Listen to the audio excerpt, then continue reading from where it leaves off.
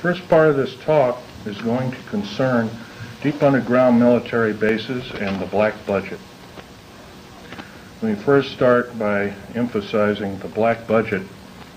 The black budget is a secretive group, basically a secret budget.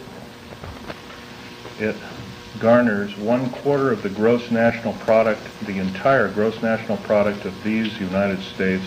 At present, the gross national product is around $5 trillion, so 1/4 of that's about $1.25 trillion per year. At least 1.023 trillion, and I say at least, is used in black budget programs like deep underground military bases. Presently, there are 129 deep underground military bases in these United States.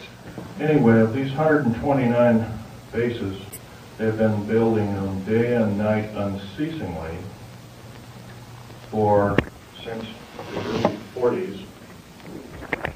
Some of them were built even earlier than that. These bases comprise basically of large cities underground. They're connected by high-speed monorail magneto-leviton trains that can go up to Mach 2. The average depth of each base is roughly a mile deep. They are basic whole cities hollowed out underground. They are somewhere between 2 2/3 cubic miles and 4 1/4 cubic miles hollowed out underground. You might ask how this is done. Well, right now they have laser drilling machines that can drill a tunnel 7 miles in one day. Obviously, we the public might have been misinformed and not told about this. So unfortunately, I don't believe these things. The black projects, as we know them, sidestep Congress, which is illegal. Right now, the New World Order is depending upon these bases, and if I'd known it was the New World Order involved, I wouldn't have had anything to do with them. I was lied to rather extensively.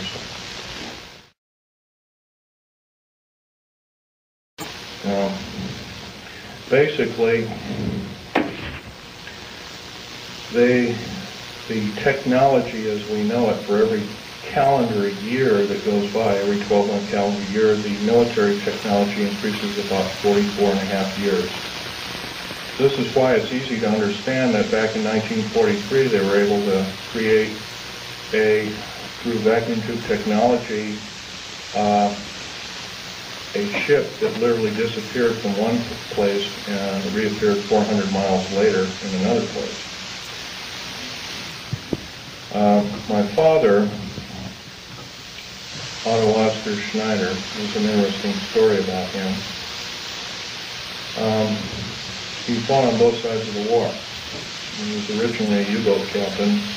He was captured, he was captured by the French. He was turned over to the United States Army. He was turned over to the United States Navy. He was repatriated here to Cocoa Beach, Florida, and Fort Lauderdale, and taken up to Philadelphia Navy Yard thereafter, and he was a master machinist as well as an MD doctor. He later became an MD doctor, he never did anything with it. But basically, he was involved with different kinds of concerns, such as A-bomb and H-bomb and Philadelphia experiment and these other kinds of projects. His groundwork, he invented a camera, a high-speed camera that took pictures of the first atomic tests in Bikini Island on 12th of July 1946, to which I have original photographs of, which show unidentified flying objects fleeing the bomb site at a high rate of speed. Bikini Island at the time was infested with things in various depths of its waters. The natives always saw them. The natives had problems with their cattle, basically pigs is what they raised, and other things. Well, this story has never come out. This is basically what happened. So at that time, through General MacArthur and others, they felt that, in fact, General MacArthur was coined in saying the term, the very next war we have will be the war of not with people from planet Earth, but from aliens or people from other planets. And this man was, if we hadn't had him during World War II, we wouldn't be here today. Anyway,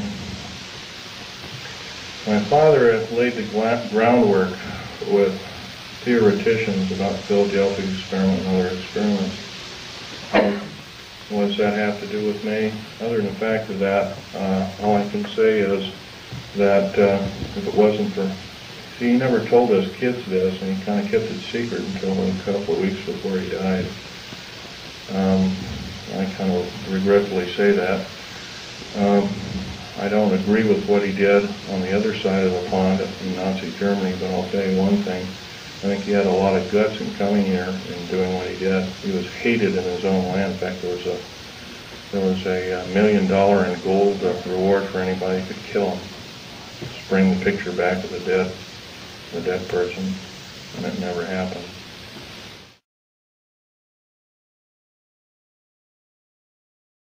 Anyway, back to topic number one is dumb bases or deep underground military bases. We've been basically lied to, folks. We've been lied to a long time. Number one, the alien question. Nobody really knows the truth. We've been ruined by Madison Avenue, has painted a very unrealistic picture of what's going on with outer space aliens and the insider government, especially at Groom Lake. This particular facility, the hat shows, this wasn't the original insignia. This is kind of like a local fish wrapper type insignia. The original insignia had a skunk on it because I was part of the infamous skunk words. So anyway, this particular base originally is housed up to 117 live alien critters, or whatever you want to call them. Right now, it's not housing much of anything. Most of the stealth hardware has been removed. They moved it over to Kirtland Air Force Base.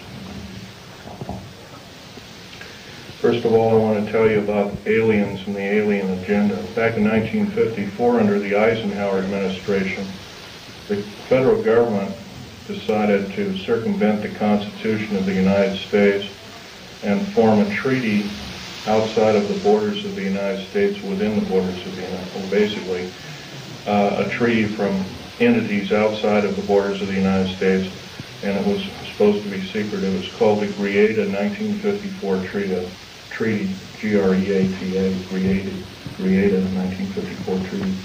That basically said that the aliens could take a few cows and test their implanting techniques on a few human beings, but they had to give detailed lists of the people involved, etc., etc.